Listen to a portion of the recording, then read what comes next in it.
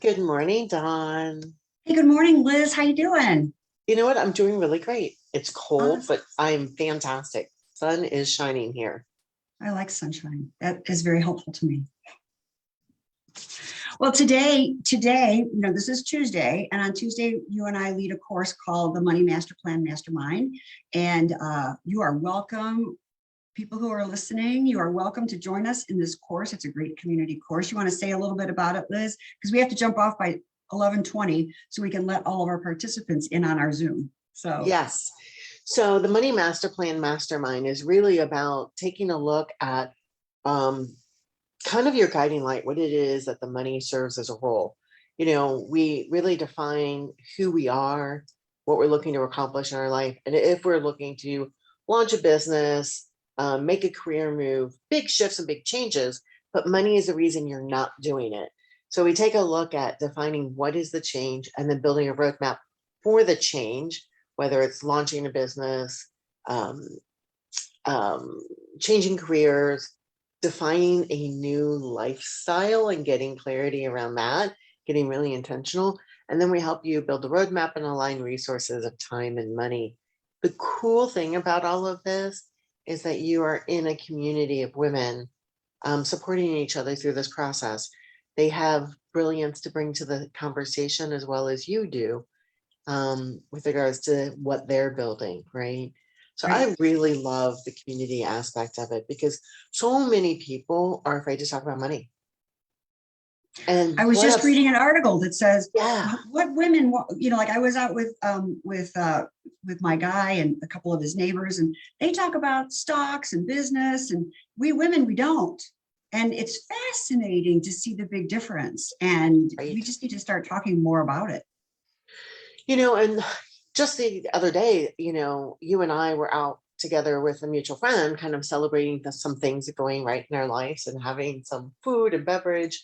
And I was talking about something I did over the last 2 years. And one of those things was cushioning my reserves just in case. I just had this inclination of what if, right? What if the worst case scenario happened? What if we had to carry our mortgage for 2 years? What if all these different things?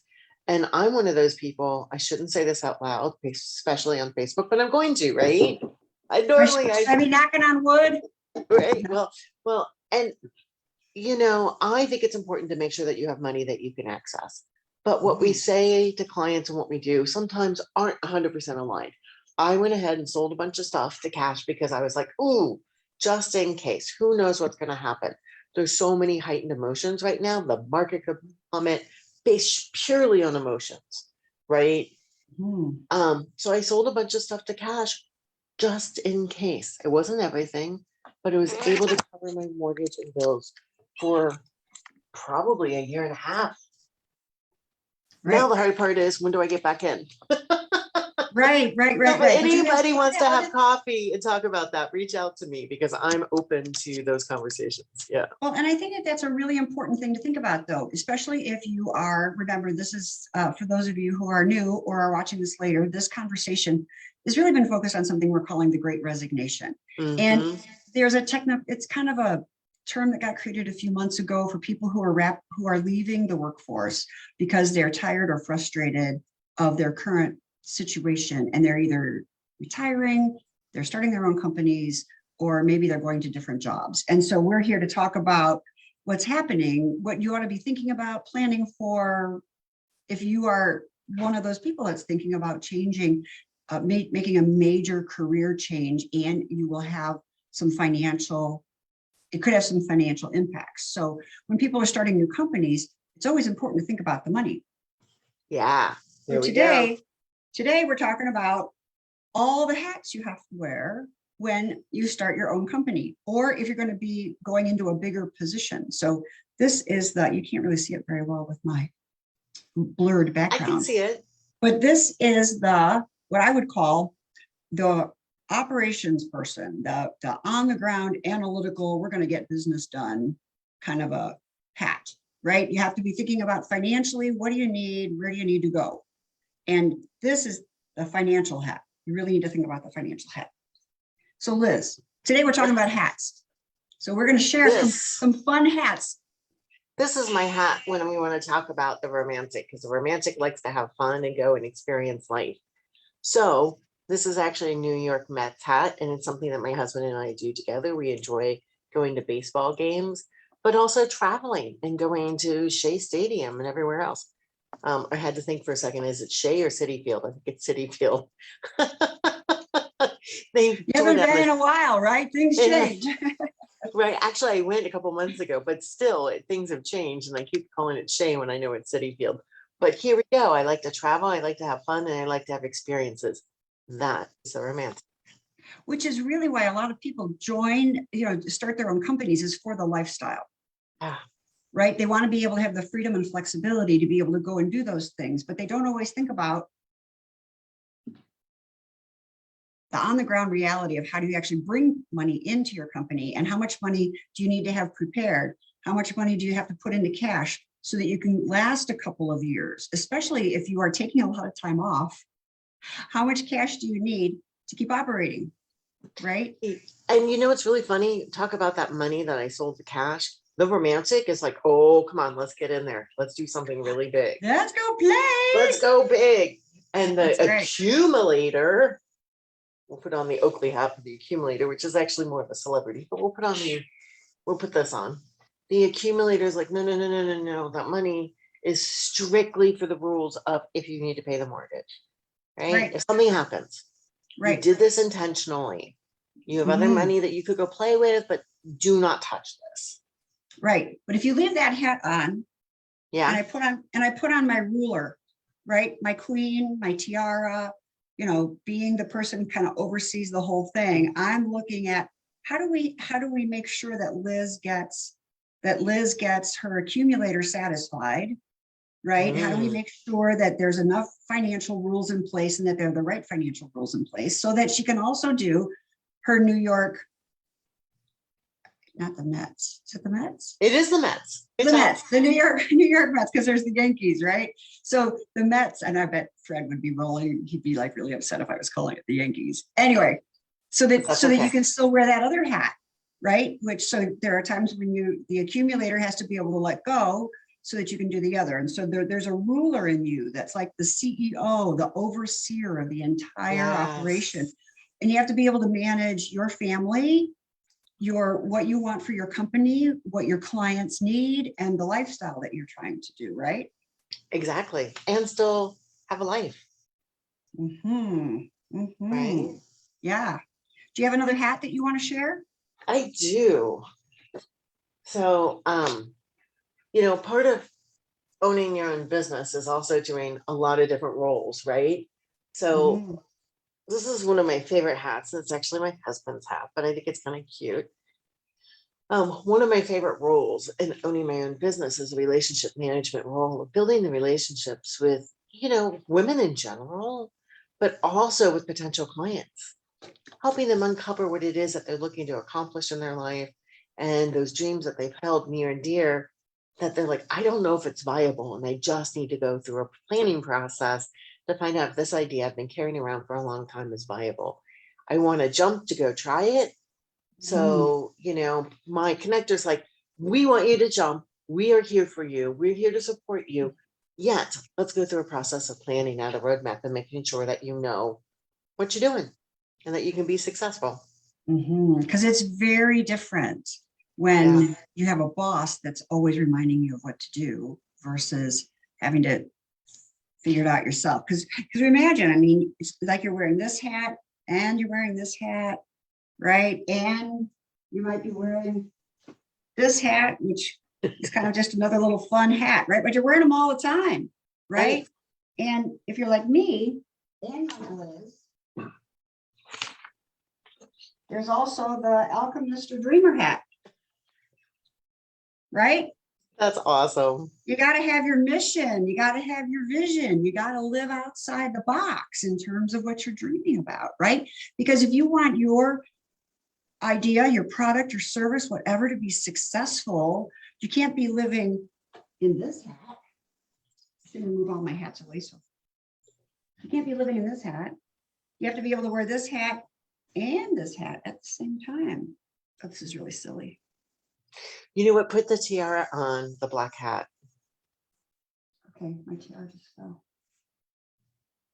Because not only is this going to be stylish, there you go. Look at that.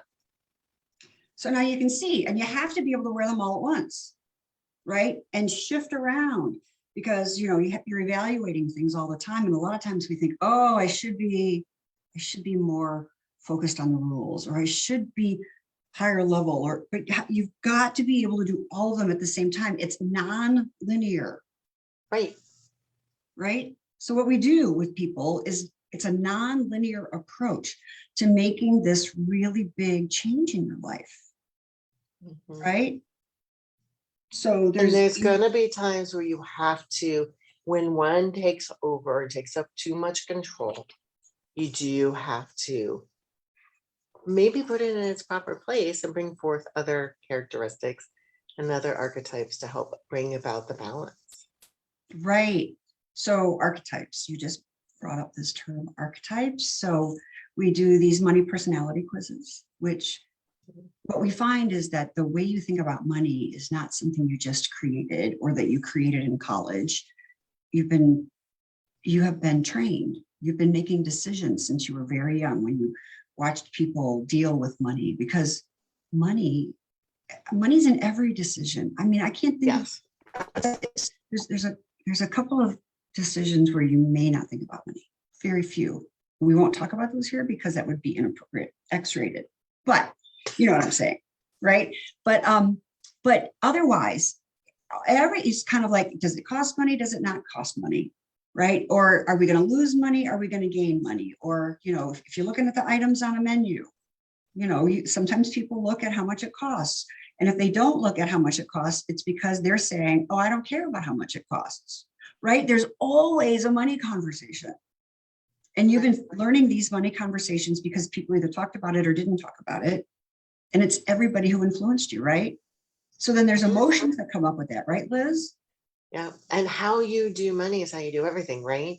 So your relationship with money is also reflected in your relationship with other people, your relationship with time, your relationship with technology, your relationship with pretty much everything, right? Right. So it's really cool to kind of have an understanding of the patterns that show up in your life with regards to your relationship to money. Because a Right. lot of times people use money as the excuse not to do something.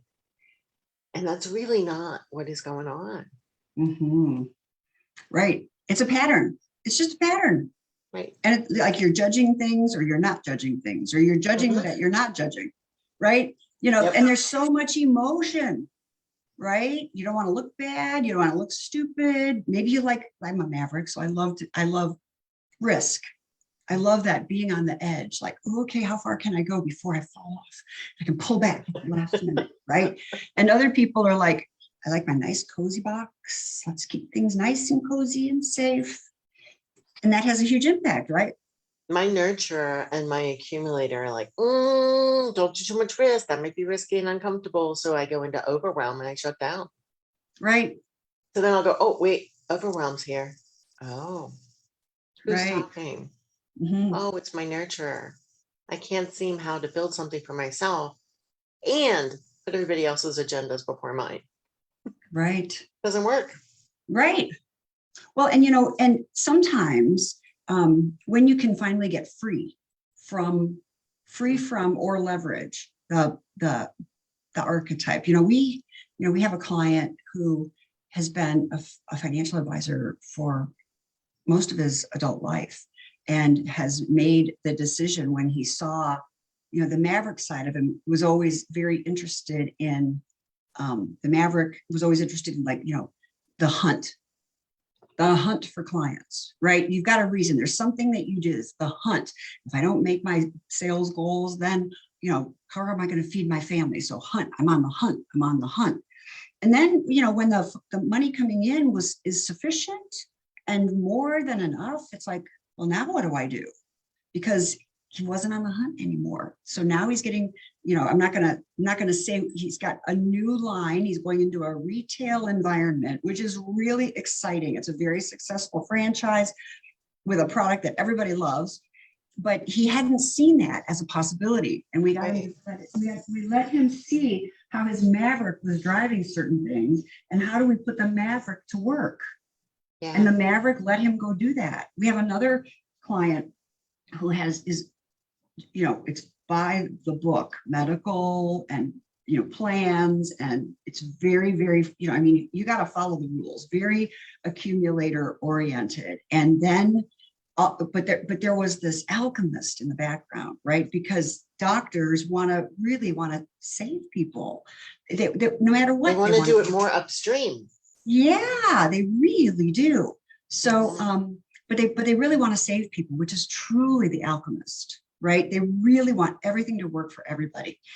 But the rules of doctoring, right? Because how you do medical, how you do procedures, how you track information is very, very, very linear. And then when she was able to create her business plan, and now we're letting the alchemist free. Like, how do you balance the alchemist with the rules? And she's thriving. All of a sudden, there's money starting to show up for her dream to come true. And the community is really starting to embrace her. And it was because we really have been working with her on the emotional side and letting go of whatever that mindset was that was not going to allow that future success. And I think it really comes down to, we are so dedicated to creating that yes and conversation around money. Most financial conversations are either or. So for example, our financial advisor, he didn't have to give up his, his career for over several decades. He's doing yes and. Correct. He's doing both. Correct. We don't always think this way, because a lot of conversations around money is you have to give something, you have to have something. Right. What if it was different? Well, and it's often because I think those of us, especially when we reach a certain age, we get worried about how we're going to look and what are people going to think. So we try to do it by ourselves because we don't, or we're worried that someone will steal our idea. So when we build this community conversation, especially women, you and I have talked about, and others have talked about how when my generation started going into the corporate world, not only were we fighting men for their place at the corporate table, we were also fighting other women. And it became very backbiting, very cat scratching in a very professional kind of way, of course. But the competition was crazy. And we have to stop competing. And it's really your money personality that's competing. Because by nature, we women, we don't compete. I mean, think about if somebody gets sick in the neighborhood, everybody is like, what can I give you? What can I share with you? There's more than enough. Can I take your kids? Yeah, but when it comes to our jobs, we are competing all the time, and we're kind of done with that. How do we resource each other for this new conversation? And we do it in various ways, but we do believe in community. We can lift all each other up, right? Right. And it's amazing the conversations that we're having. Come join us. We would love to have you. Reach out to us. Take our archetype quiz on our website because 1, it's fun. 2, it's insightful. And, we'll have a conversation of what that means for you. And then what do you even do with that information? Because it's not just insight, because insight is one thing, but then moving through it and actually making it so it works for you. Right. So I'm just putting on the Facebook site how to get to the quiz too. All right, so Liz, it's 11:20. Love the conversation, but we have to go because we have ladies waiting for us, and we welcome men as well. We welcome all people who tend to be more right-brained in their thinking, this non-linear point of view, or people who you might be left-brained and want to be more right-brained and creative when it comes to your money conversation, or you work with people. Yeah. You are left-brained and you want to work, maybe you're an advisor and you want to work with more women or part of the LGBTQ community or the creative community, and you don't know how. Like, you don't know how. Like, I don't know what to say. Yeah. Come talk to us. That's what we're here for. Sayonara until tomorrow, everybody. Have a great day.